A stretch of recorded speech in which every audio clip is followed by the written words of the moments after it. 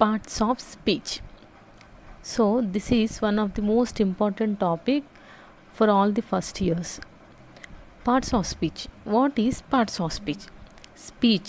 Speech అంటే ఏంటో first మనకు తెలియాలి.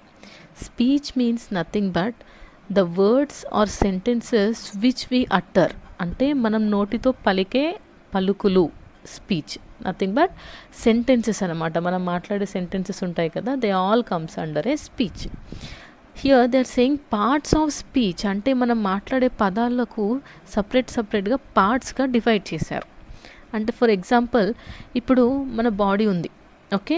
సో ఇప్పుడు మనం ఇలా హెడ్, బాడీ, లెగ్స్, హ్యాండ్స్, ఇలా సపరేట్గా మనకి ఇక్కడ hair, eyes, nose, mouth, fingers, toes, ప్రతి పార్ట్ మనకి సపరేట్గా ఇచ్చారు. Means each and every part has its own function in our body. మన బాడీలో ప్రతి పార్ట్ ఒక్కోలాగా ఫంక్షన్ చేస్తూ ఉంటుంది. In the same way here are the parts of speeches. Total we are having 8 parts of speeches. They all functions in different way. ప్రతి ఒక్క part ఎలా పనిచేస్తుందో. So some are external, some are internal కదా. మనకు కొన్ని కనిపించేవి ఉన్నాయి, కనిపించనివి ఉన్నాయి. సో ఇంటర్నల్, ఎక్స్టర్నల్ పార్ట్స్ మనకి ఎలా ఉండి they all together makes a human. In the same వే ఒక సెంటెన్స్ కానీ ఒక వర్డ్ని యూజ్ చేయాలి అంటే కూడా ప్రతి వర్డ్, సెంటెన్స్లో ఉన్న ప్రతి వర్డ్ ఒక పార్ట్స్ ఆఫ్ స్పీచ్ కిందికి వస్తుంది. So they are categorized into 8 types. They are noun, pronoun, verb, adjective, adverb, preposition, conjunction and interjection. Okay, these are the 8 parts of speech. Now we will see one by one. So first one is noun. Noun is a naming word. Naming word means all the names comes under noun. So names అంటే ఏమేమి names వస్తాయి అనుకుంటే, person like mother, father, వాళ్ళ names కూడా చూసుకోవచ్చు. రాజు, పూజ, మహాత్మా గాంధీ, అంబేద్కర్, ఇలా every name comes under the name of the person. Next places అంటే Hyderabad, Warangal, Karimnagar, Ooty. Next ఇంకా మనం చూసుకుంటే school, college, railway station, police station, road, beach, ఇవన్నీ కూడా ప్లేస్ కిందకే వస్తాయి. థింగ్స్, ఆల్ ద థింగ్స్, మనకు తెలిసిన థింగ్స్ ఉన్నాయి కదా, pen, pencil, gold, sugar. Next ఇంట్లో యూజ్ చేసే వస్తువులు, all the things, everything comes under the things.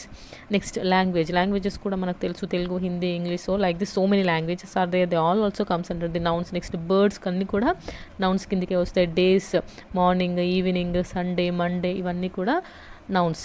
Next animal names, insects తెలుసు కదా, all the insects also comes under the nouns. Creatures అంటే ఆల్ ద లివింగ్ క్రియేచర్స్ అన్నమాట. Human beings కూడా living క్రియేచర్సే. Next months, rivers, mountains, hills తెలుసు కదా, example Nilgiri hills. Next branch of knowledge అంటే like geography, biology, chemistry, zoology, all comes under the branches of knowledge. Next quality అంటే మనకి ఎలాంటి qualities ఉన్నాయి, లైక్ మనం హ్యాపీగా ఉన్నప్పుడు హ్యాపీనెస్, నీట్నెస్, ఇలా all these things comes under the names. అంటే వీటిలో యూజ్ చేసే ప్రతి నేమింగ్ వర్డ్ వచ్చేసి నౌన్ అనేసి అనుకుంటాం. Next if you see different types of nouns here. Noun is divided into 2 types, proper noun, common noun.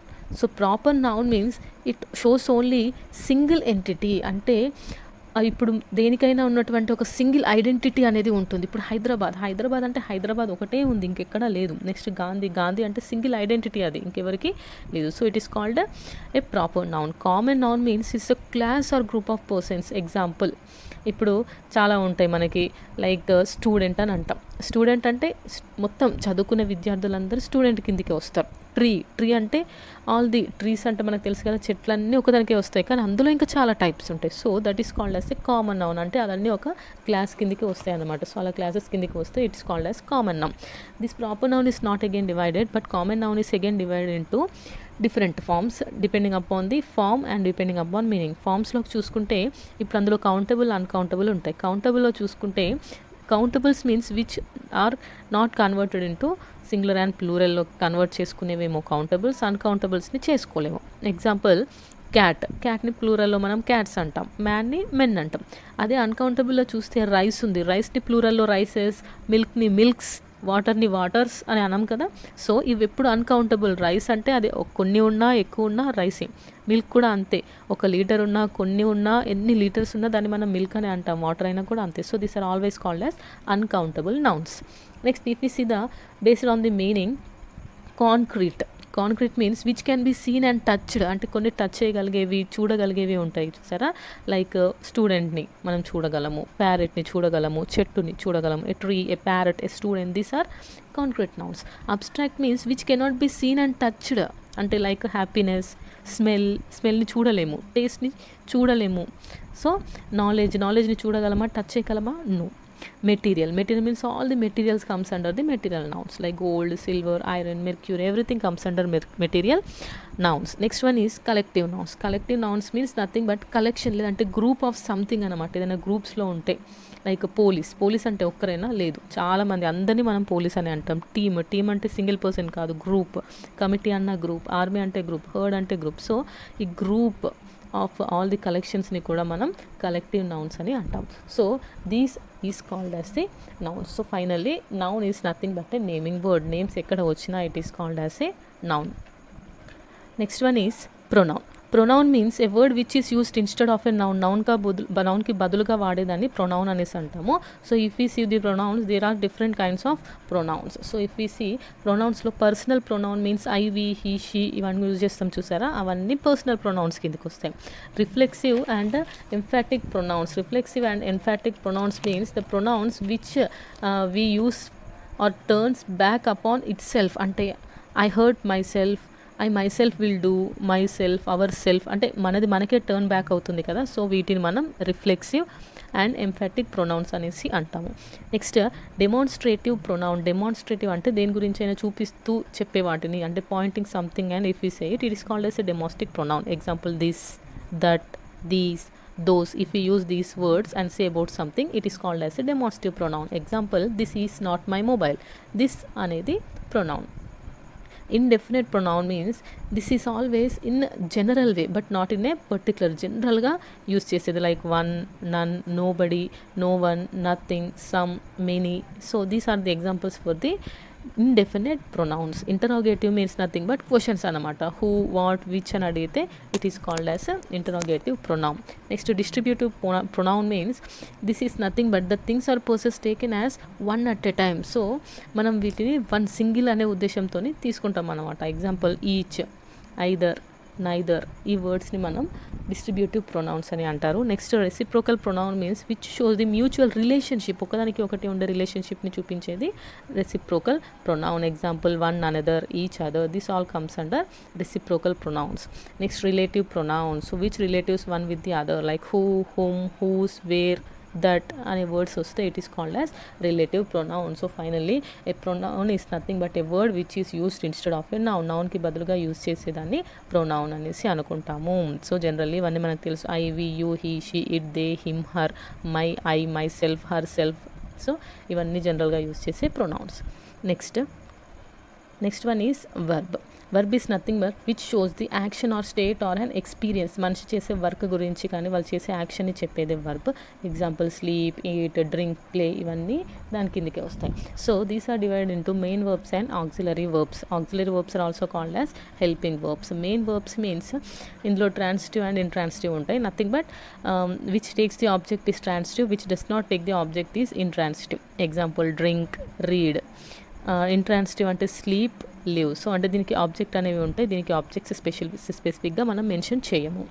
Next auxiliary all helping verbs అంటే these are nothing but be forms, do forms, have forms. అంటే be forms అంటే is, am, are, was, were. Do forms do, does, did.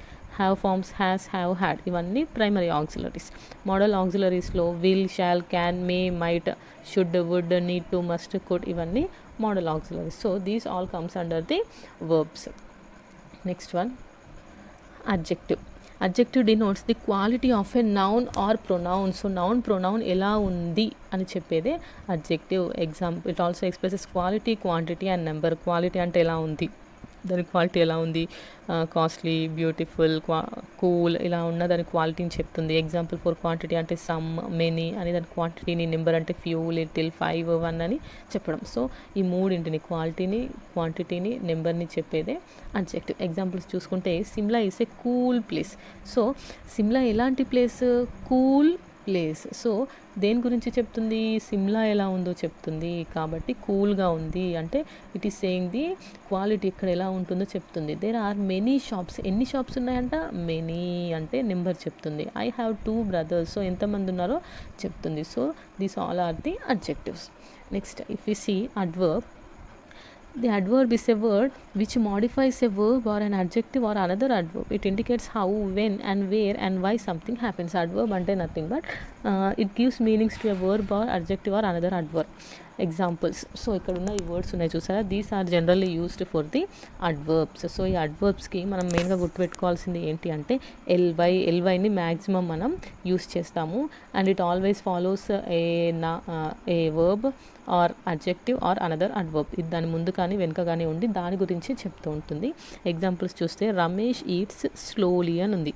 Ramesh eats స్లోలీలో ఈ slowly దేని గురించి చెప్తుంది, రమేష్ గురించి చెప్పట్లేదు, eating గురించి చెప్తుంది.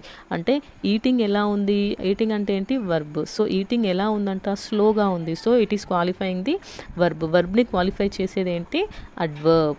Next come here now. So come here now అంటే ఈ నౌ అనేది ఎప్పుడైనా కూడా దేని కిందికి వస్తుంది, ఇప్పుడు. నవ్ అంటే ఇప్పుడు అనేసి మనకు తెలుసు. So here come here now అన్నప్పుడు ఏమవుతుందంటే here and now both becomes the adverbs. Next Pavan walked very fast. So ఫాస్ట్గా, ఎంత ఫాస్ట్గా, వెరీ ఫాస్ట్ అంటే ఫాస్ట్ గురించి చెప్తుంది. To the office today. So today also comes under the adverb. Next Raj calmly entered the room. ఎలా enter అయ్యాడు, కామ్గా enter అయ్యాడు.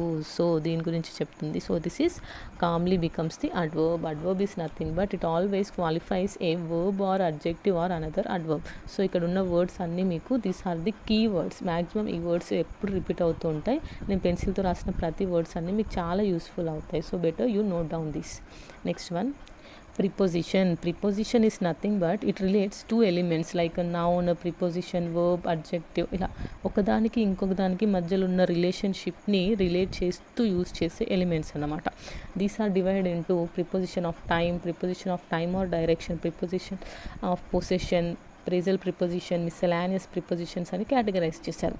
So you can see the examples. ఇవన్నీ అన్నమాట ఎగ్జాంపుల్స్. సో ఈ ఎగ్జాంపుల్స్ మనకి ఎప్పుడు జనరల్గా యూజ్ చేస్తూ ఉంటాం. In, on, at, by, after, before, for, since, due to, according to, in spite of, on behalf of. చూసారా ఇక్కడ కూడా మళ్ళీ మీకు టు, ఆఫ్ అనేవే మళ్ళీ రిపీట్ అవుతున్నాయి. ఇది మీరు కొంచెం గుర్తుపెట్టుకోవాల్సిన విషయం. అండ్ నెక్స్ట్ మిస్సెలానియస్ ప్రిపోజిషన్ గుర్తుపెట్టుకోండి.